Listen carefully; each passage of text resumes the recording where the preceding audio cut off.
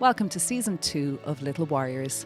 I'm your host, Rebecca Horan, and on episode 7, I'm talking to wellness coach and author Miriam Hussey. On this episode, Miriam and I talk about her new book, Light Up, which is helping us stay calm in a pretty chaotic world.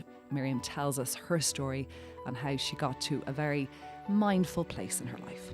But before we get into it, thanks to Loopy Loo by Lidl for supporting Little Warriors.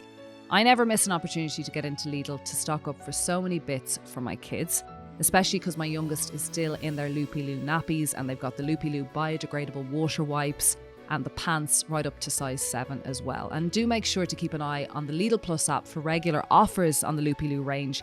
And thanks again to Loopy Loo by Lidl for supporting the podcast. On the podcast today is Miriam Hussey, who's an author, a pharmacist, an integrated health coach. She's also the co-founder of Soul Space. She's also on the tip of everybody's tongue at the moment because of her book Light Up, which I was very fortunate to go to the launch of and was just watching her in awe. Welcome to the podcast. Thank you so much. Yeah. Delighted to be here today. And the irony of talking to a woman who's just grounded in herself and calm, and I'm late, frantic, changed tops, bra hanging out, had to get water, mic falling out. And I was like, that's lovely. We'll need a bit of Miriam now for the next 30 minutes. But this chat, I'm so looking forward to. Oh, likewise. Yeah. And just to echo that, sometimes I'm that person too. I don't know. I am definitely not perfect. And especially with 2 young kids and trying to get out the door in the morning, I often am that frantic person. So, it's all about becoming aware of it and then catching yourself in the middle. That's actually gorgeous. I love that you've said that. So, not as much as I used to, I have these moments, but thankfully they're few and far between. But I used to have quite an overwhelming work and family life balance where there was no balance, right? And it was always, I couldn't breathe. And recently I've changed my life to suit my family and to suit my health and to get healthier and happier, right? Mm-hmm. And it's not always, sometimes it's just a destination. And today now was one of those kind of frantic mornings. Nothing bad happened, it was just super busy. Mm-hmm. But it can be hard because you're always up against it and you feel like you're letting people down. When it does, because you're saying, look, I'm not perfect, Rebecca, but when it does all, you can't control everything in life happen. Yeah. How do you just go, it's okay? How do you do that? I think firstly, it's catching yourself, having the awareness, okay, I'm gone into a tizzy. So I often say, what's my energy? And if I know I can be prone to going into that Tasmanian devil energy. Yeah. It's like 100 miles an hour. And so many people that I work with often find themselves in that because we are trying to keep all these balls in the air and be all these people, have all of these roles and responsibilities and be all things to all people. And that is what I would say in today's modern world has become normal, but it's not normal for our nervous system. So for me, when I catch myself in that Tasmanian devil energy, the awareness is key because you can't change anything unless you first are aware that you're in that energy. Okay. And that comes with a bit of practice because sometimes we can be sleepwalking through life.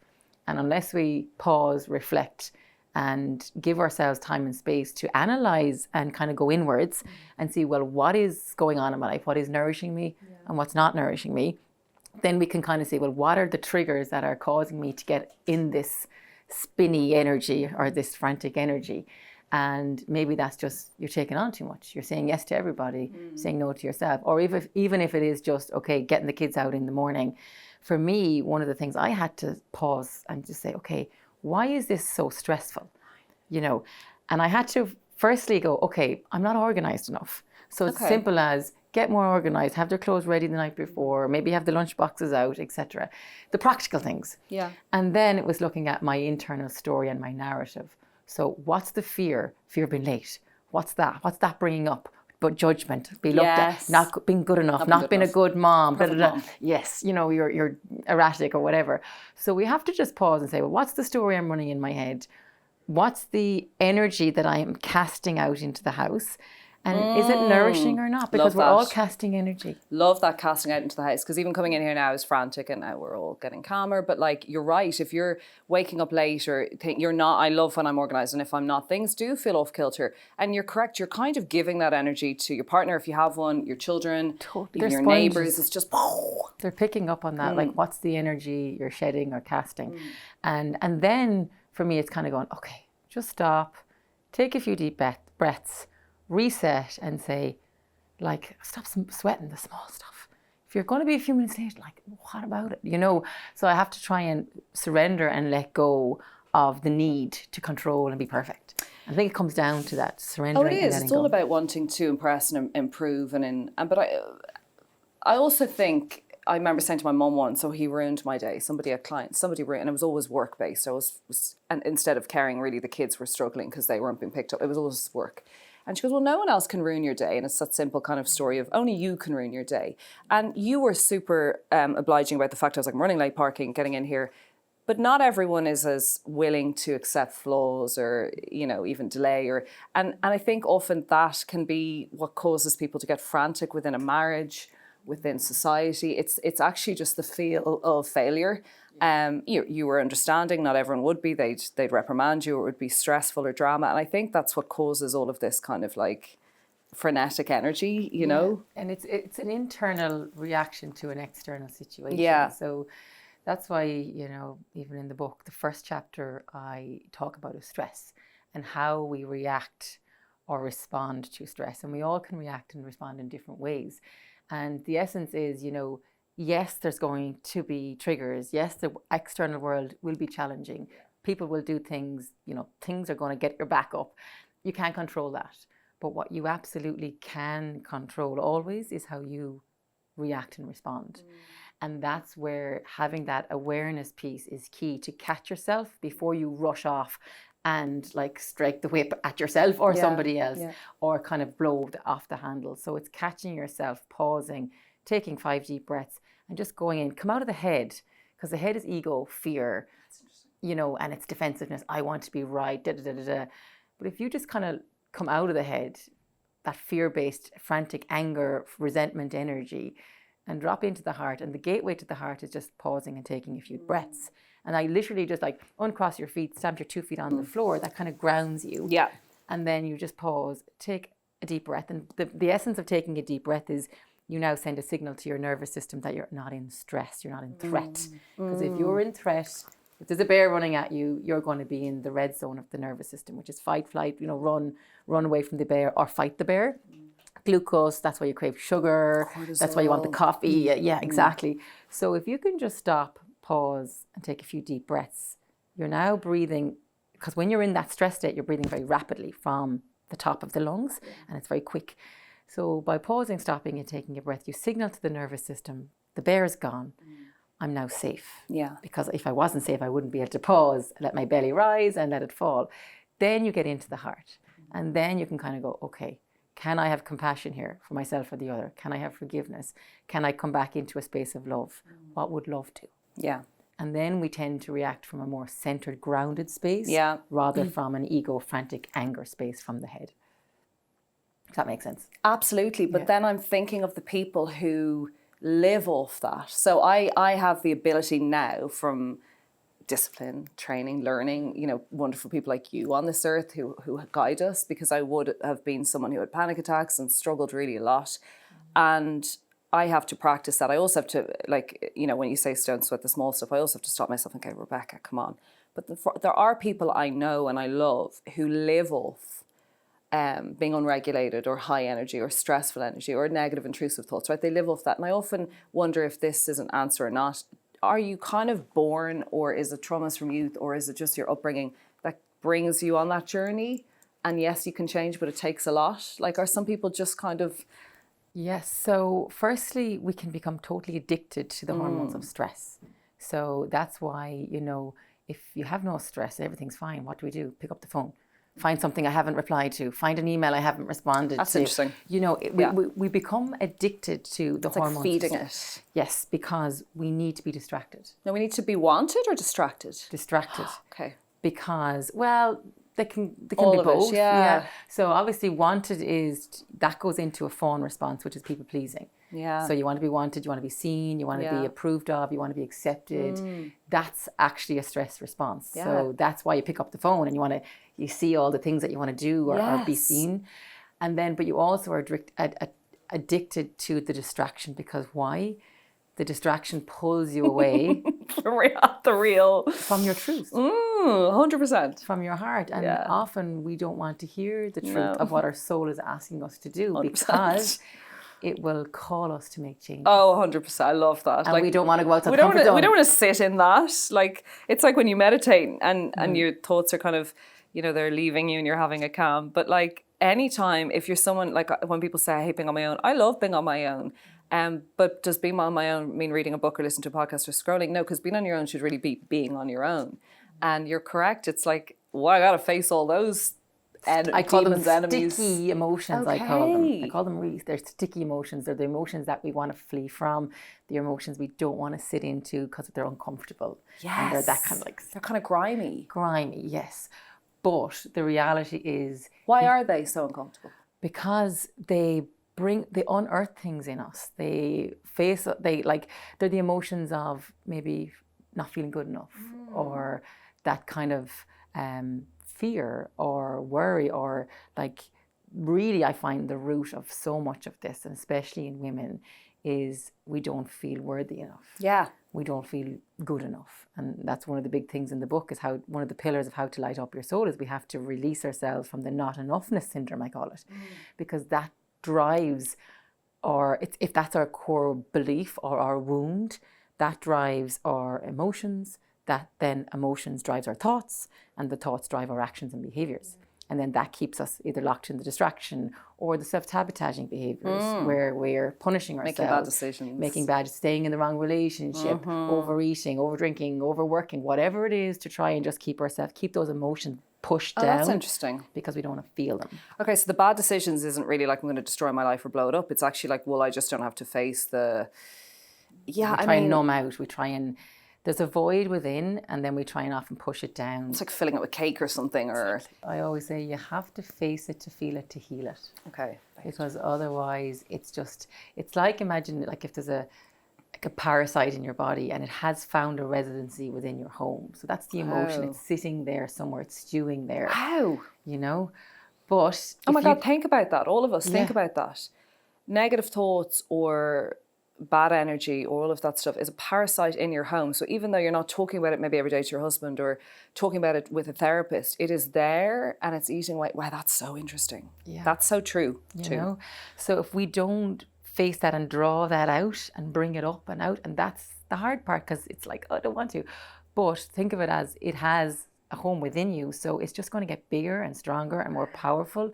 And eventually, I often say it's like the bottle of Coke. If I have a bottle here and I shake it, the bottle is the vessel, and what's been shaken around in the inside is your hormones and your nervous system and all of that. And what's shaking the bottle is the stress of life, the busyness, the kind of all the to-do lists. And if you keep the lid tight, really, really tight, but you keep shaking the bottle, eventually you'll get that explosion and that overspill. And that's when life just becomes too much. We get the burnout, the breakdown, or the diagnosis. So no more than the parasite, how do we sit into it, draw it out in a safe, held space where you feel safe to do that? And that's why, if it's therapy or somewhere you're going, but you have to feel safe, because the nervous system will not regulate unless you feel safe to do so.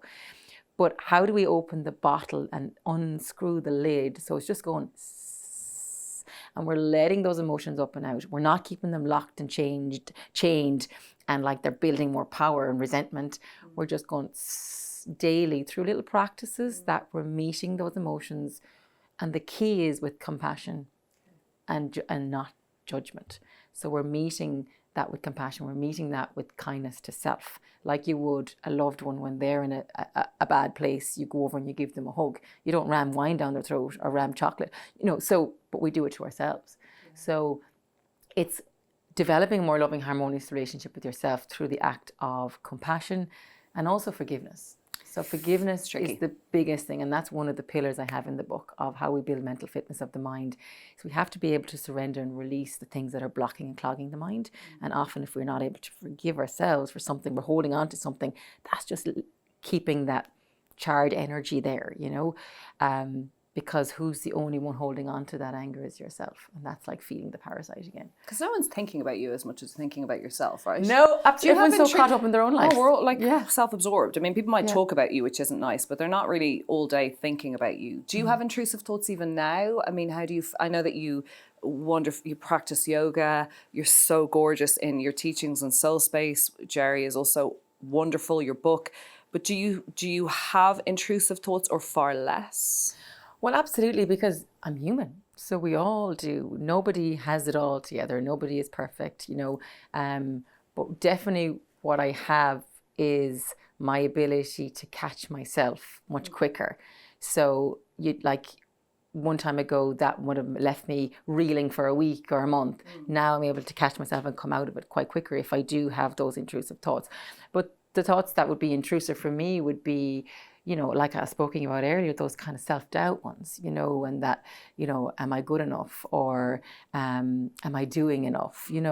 That's definitely a core wound that I have, and that's what led me to people please in the first place and be that kind of over-giver, and you do everything for everybody else, and then I leave myself depleted at the end, and that comes down to a lack of worthiness, a lack of belief in your own ability. So for me, I have to really practice that. I do like cancel, clear, delete. So when those thoughts come in, like you do on a laptop, you go cancel, clear, delete, erase the file. Love it. That's what I do. I could cancel, clear, delete the thought. Say, I see you, I hear you, thank you. You've made me aware of something that's bubbling up.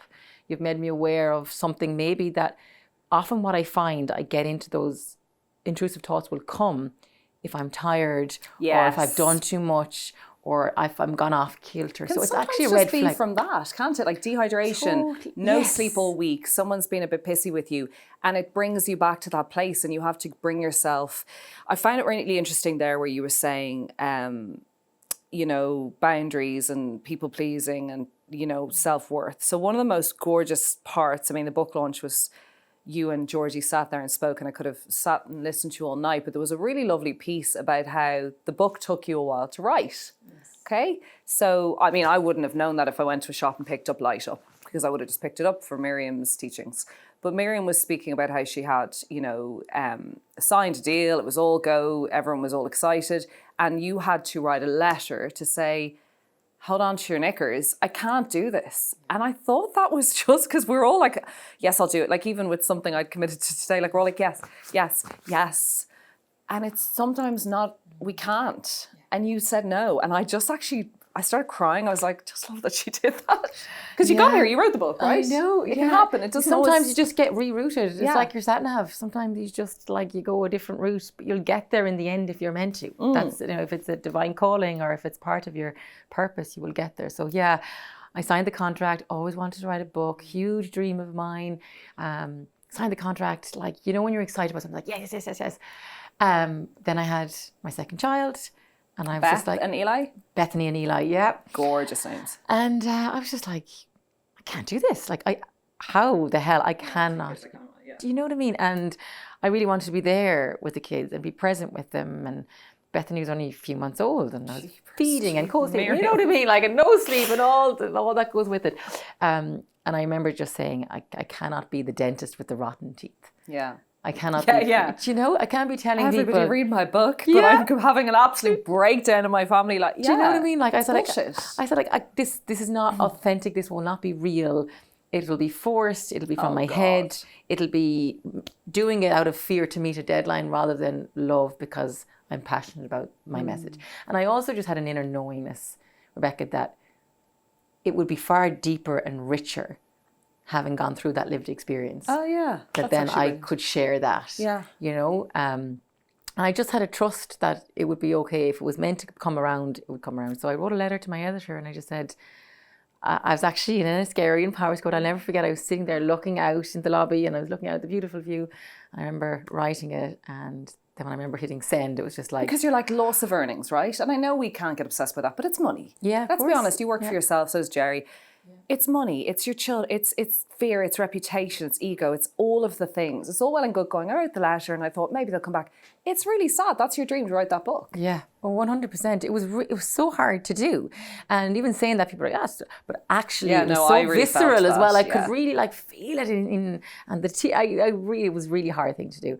But I knew in my heart, I had to sit into it and really sit into it and say, what is the right thing at this phase and stage of my life? Because life is all phases and stages. And then I said, not right now. And then my message in that, which people was like, it's okay to say no.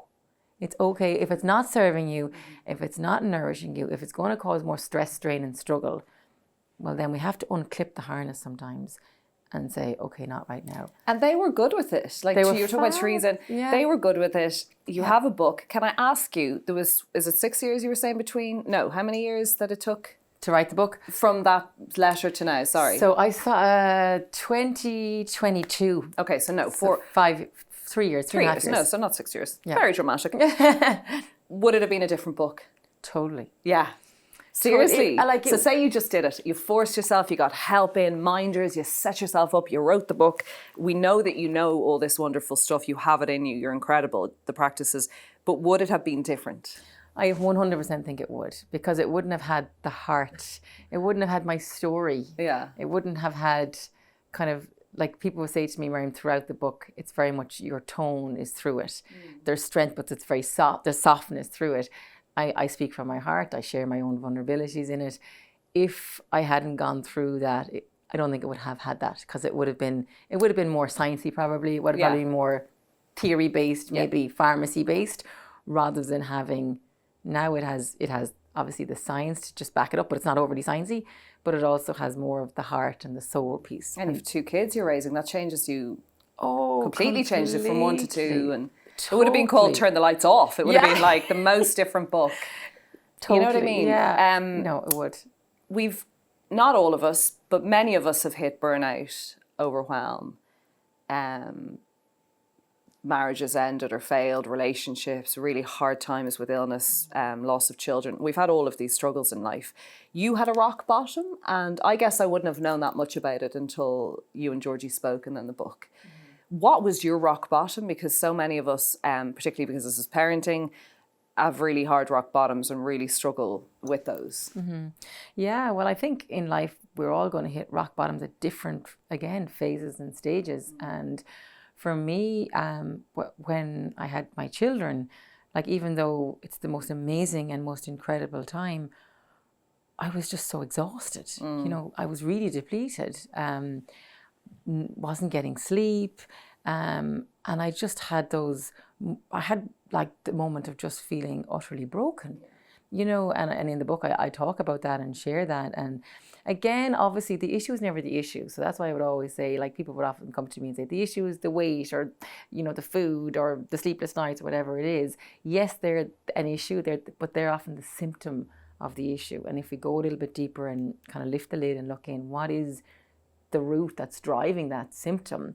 And for me, with motherhood, when I really sat into it and asked myself, it was again kind of that martyrism, you know, trying to be perfect, trying to do it all, you know, breastfeed, co-sleep, have the food right, do the, you know, this kind of unrealistic expectation of what it is. And then obviously me and Jerry were in Dublin, so we didn't have family around us, which is obviously, you know, it takes a village.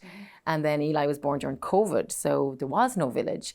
So that all kind of, I think, impacted on my nervous system. And then that, it's just an accumulation and a building of that. And I just felt utterly broken. And in the book I talk about that. And then how do we navigate out of brokenness? And I use the acronym BROKEN. Yeah. And it has really helped me. So that's why I wanted to share it with others to also help them. And B is for taking breaths, boundaries, creating boundaries, whether that's physically or emotional boundaries. And B is also for breaks. So just giving yourself some breaks. That's the saying no. It's the, you know, just sitting down with the cup of tea without being on the phone or scrolling. Or is for rest and recovery, but it's also for reframing. So that's one of the pillars in how to build mental fitness of the mind. Like, we always know, if you want to build fitness, you go to the gym, you do your exercise, whatever. But how do we build fitness of the mind? Because the mind is so connected to the body. And what we're thinking about is sending an energy, a frequency, a vibration into our body, and our cells are picking up on that vibration. So it's either calm, nourishing, uplifting, or it's like negative and toxic. So reframing things is like, and in the book I share about that when I was in the middle of that brokenness, what really helped me was the stories we tell ourselves, we can get so caught up in them, and they can be very destructive if we don't fact check them, because we can just run with the story and that might not be the reality at all. Yeah, that's good. So like when I used to be bringing kids up and putting them to bed and breastfeeding, whatever, the story, you can go into victimhood very easily, and you should just watch that. So I was like, do you go into victimhood or do you go into victory? And that's how you reframe it. Ooh. Do we hear that? Yeah. That's incredible. Yeah. And what do you mean by victimhood? Go on. Would be like, so me, say, bringing kids up to bed. Well, it's all on me. I have to feed them. I have to put them to bed. I have to do bedtime every night. Da, da, da, da. Wow. Shift that to victory is, I get to do this. I get to go to bed. I get to have an hour in bed, do meditation, to read a book, to get some time to myself. So it's how we look at the situation. I've recently had to start doing that, because I would be like, they only want me to put them to bed. And then I was like, God, I'm so fucking lucky. They won't even want to snog me in a few years. They don't even want to touch me. They'll think I'm mortified. Yeah. And I had to do it because Jason was like, but I'd love to be at home doing that. I have to go to this meeting. And I was like, God, you're right. It's just an excuse to kind of lash out. It is. It's just a vent. It's vent. And that's important. It's also okay to vent. But I do love how you're like, reframe the shitty moments. Or, I'm now out on my own in the world, and even rejection, it's reframing that. That's okay. There'll be someone else, and I'm not for you. You're not for me. Great. I always say that rejection is just a redirection towards something good. Better. I've had to do that a lot. Yeah. And then if we continue with the broken B, or O is for openness. So that's the willingness to put your hand up and say, okay, I'm not okay. I need help. I am going through a rough patch, or whatever is going on for you. K is kindness and compassion to self. And that comes back to, can you just give yourself a moment? I really believe the route to compassion, because people can find it very hard to be nice to themselves and compassionate to themselves. The route to that is through inner child work and understanding. Okay. So if you think of yourself, think back to you when you were 7 or 8, and you think of her still living in there. And when she gets upset, when she gets sad, if she's had a rejection, you just think of giving her a hug and minding her and saying it's okay. And then E is for engagement. So that's doing things and surrounding yourself, so it's your environment, with people who light you up, people that inspire you, people that lift you up, people that are genuinely happy for your successes, rather than being surrounding yourself with people who, again, phases and stages in your lives. They might have nourished you, it might have been a thing back in the past, but maybe now those conversations aren't soothing your soul. So it's just scanning your environment, where you're hanging out, what you're watching, etc., what you're listening to, because we're absorbing everything. And then the last one, N, is nourishment, and that's both on and off the plate. So obviously what you're putting into the body is going to affect the nervous system. If it's more stimulants, sugars, caffeines, etc., it's going to rev that up, keeping you in that reactive stress state. And then nourishment off the plate is what lights you up, what do you love to do, what's your soul longing for. That might be just more play, more fun. Like, I love jumping into the sea. It's just that carefree kind of childlike wonder comes out. Yeah. So what do you do to get that back into your life? And can you build more of those light me up moments? Those pillars as joyous. Yeah. Would it be fair or not fair to say that food was your enemy for a while? Like, there was just, obsessive tendencies there. I mean, you've spoken about that, and like, you're so uber, and I wouldn't say like uber healthy in the kind of negative obsessive, but like, you're beautiful practicing yoga. You're beautiful at staying on top of things. I'm sure you have, days where you crave other things, but you seem very healthy in mind and in body. Yeah. What were those days like? So that was like another kind of, we would say rock moment, but like a challenging time in my life where I had a disharmonious relationship with myself and my plate. Where do you think it came from? I think it stems back to, that people-pleasing tendency again. Everything was kind of like the external, and then very much influenced by peers. As I was in college, I was studying pharmacy, and it's very much you're focusing on the physical body all the time. Okay. Without having a tendency to go within and ask yourself, actually, what is my soul longing for? What's going to bring me more peace? And I didn't have that awareness back then. It was just like how you look on the outside, and that would get me seen, liked, approved. That's important. Yes, exactly. And you'll fit in with the tribe. And again, that's a stress response, because when you're part of a tribe, when you're loved, when you're accepted, when you fit in, then you're not left behind. And if an animal is left behind, they will die, so that's why we do it. So for me, it was, very obsessive about the weight and exercising and all of that. And then I kind of flipped the other way, where the strain of that becomes too much, that it actually nearly went 360, where it was kind of overeating and emotional eating. And again, we mentioned earlier, when there's a void within, you try and numb and suppress. You don't want to meet those feelings. You don't want to feel them. And it often pops up when there's something out of alignment in your life. So it might be you're in the wrong career or relationship, and then when you're not in flow with, I call them your soul foods or your primary foods, career, relationships, moving those emotions out. If you're not moving, that gets locked and blocked and you're holding it.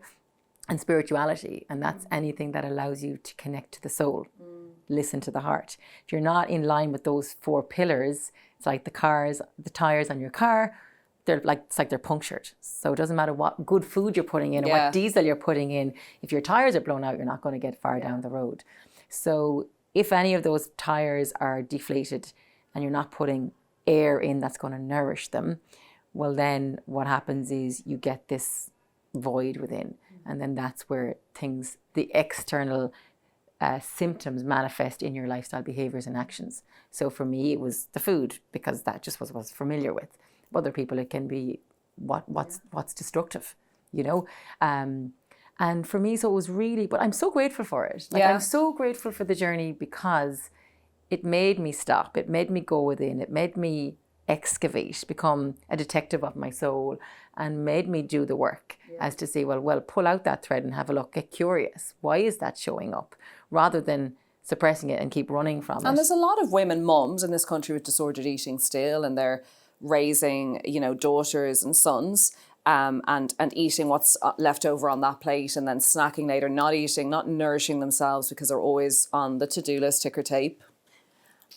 Throwing a bag of crisps in maybe, and there's no shame or that's very bold, but there's a lot of this on the go eating and the filling and the snacking and the sugar, like you said, the coffees, because they're just living off that, and they're kind of feeling rubbish about themselves then at the end of the day or at the end of the week, and then maybe it's alcohol at the weekend, and then but you're correct, it's running from something. And when we get aligned, when you sit back and go, why am I reaching for that and not maybe the other thing? And why am I not sitting and have a proper meal for myself? And why don't I put myself first? Yet the kids have had a lovely meal. Absolutely. He's had a lovely meal like this. Yeah. And what at the weekend getting hammered will help any of it. No.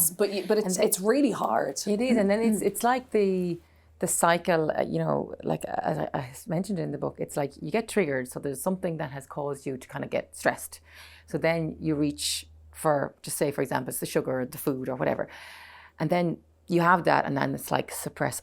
It's that like soothing. And that's because that's what you're doing. You're like soothing. A drug. Yeah, it's like you're soothing it down, and then after that, so you get the high. So it's like the bliss, the sugar high. It's like, oh, now I feel great, forgotten about that emotion or whatever it is. But then after that, you get the crash, and I call it like the hangover effect, and that can be physical or it can be emotional. Physical is you can physically feel crap. You get your low mood, like your sugar levels spike. So you feel tired, you feel lethargic, maybe you feel bloated, you feel like, bleh, that kind of just flat feeling. But also then emotionally, I call it the feelings of FATS, F-A-T-S, fear. And from that stems anger, tension, and shame. Totally. And then what happens then is you're back in those emotions. Yeah. So then the cycle starts again. Scourge. So we have to, break the cycle. And there's many ways we can do it, but the one thing I would always say to people is become a detective of your soul. Deconstruct the emotions. Let's do it, guys. Let's do it. Like we're all saying we kind of time. Like let's do it. I'm trying to do it. Like trying is such a negative word, but I'm, really looking at the things and the choices and the whys at the moment. And like I love that. Excavate, be a detective. Do it for yourself and your family. You're kind of no use to anyone when you're the busy fool. And you're the mum who's run ragged, or you're not nourishing yourself, like you're really not. Do you love being a mum? I do. Oh my God, like it's my number one job. That is I would say, if anyone asks what you do, I'm like, I'm a mom first and foremost, and I've dedicated my life to the kids. But I will say it's bloody hard. Like it's hard work at times, especially when emotions rise or you're trying to, you navigate it, and there's no manual. Like, but it's a mirror. You're like, why is she being like that? And then you're like, I'm totally like that about that. I react exactly like she would react about this hurt or this pain or sadness or, I actually was cross with her this morning about something and everything was taking ages. And to be fair, she goes, why does it matter for 10 minutes late for school? And I was thinking, I don't really know. It doesn't really matter. And then she was getting, I said, don't get upset. It's my fault. But it's a mirror all the time. And you know, the biggest thing we probably don't want to hear as parents, but probably the most important thing we have to hear is, you know, if there's an issue with the child everyone else, what's wrong with the child? Like if a flower or a plant doesn't blossom, you don't look at the seed, you look at the soil, which is the environment. So that's one thing I have to do all the time. It's like, so something's going on. Okay, what's going on in the house? What's going on in the energy of the home? Is there something going on with the mom, the dad, or the relationship between the parents? I would agree with you. Is so powerful because they absorb that, you know. So, and this is not to put more guilt on people. But it's also really hard because there's some marriages that are. Yeah. You and Jerry are the cutest little dotes. I honestly like. I mean, I'm always like, he looked out, and then I'm like, well, he's also really supportive and gorgeous of her. But you're just the yin yang, gorgeous, gorgeous people. He does such great work. You do such great work. This book, Light Up, is such a help. Can I ask you before I let you go? I don't want to let you go because I'd like you to live in my home and change everything that, you know, help me in every way.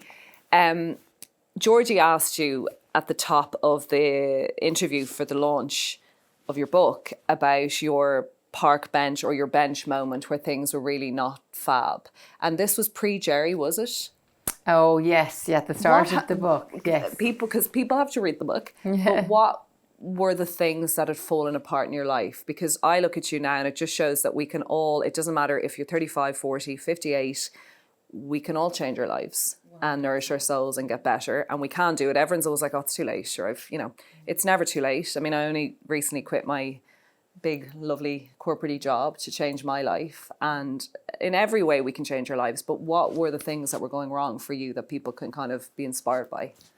Yeah, so it comes back to those tires. So I was, looking in my life and, at the time I was, working full time as a pharmacist, and it just wasn't, that was one tire that was kind of punctured. I knew it wasn't nourishing my soul. Like I knew I wasn't being lit up by that part of that part of my life. So I knew I needed to make changes in that area. That was scary because when you're in, well-paid job and it's safe and secure, we don't want to leave because it's like, what will happen, So that was one area of my life that was definitely, I needed to completely blow up and redesign, and then there was the other things. There was relationships in my life that I knew I had to shift and change from, that just weren't lighting up for any of us at that moment. And then obviously the other two tires were my spirituality and that movement. And I knew at that point I was just getting into yoga, and it was really awakening.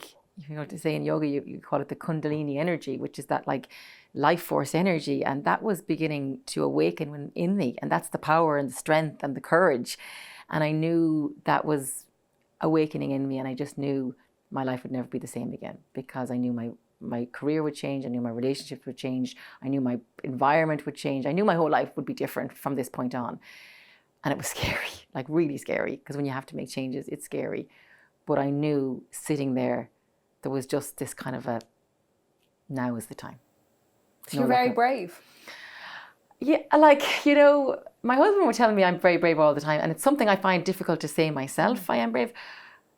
But I suppose I am, because I have made changes. Yes. You gave up a relationship, a big job, changes in maybe the path that you're on spiritually. You made massive changes, and you didn't do them over the course of 20 years, Miriam. You blew up your life for a better life. And I think that's hugely inspirational to us all who are, not looking for joy and happiness every day, but this contentment, Miriam, which we are allowed to have. Yes. I think I think it's inspirational. Thank you. But I think it's really important to know that life is up and down, and emotions are going to be they're not all rosy and beautiful. We have the ups and the downs and the ebb and the flow, and that's the nature of life. But it's learning how to ride the waves and not get stuck again, blocking and resisting them. It's just to kind of melt and surrender into them and then let them go. And I think that is the greatest lesson I've learned, is that I'm not perfect. And I never want to be, because my vulnerabilities and my flaws are what make me real and human.